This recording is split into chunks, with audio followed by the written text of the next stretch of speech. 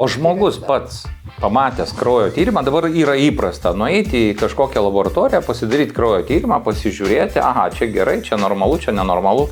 Jis galėtų įtarti, kad jau čia tikrai negerai.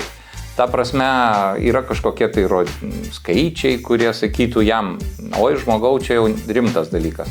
Vienas dalykas, kad žmonės susirūpina, kai yra pasakyta nebe norma, taip, pavyzdžiui, hemoglobinas ten koks nors 160.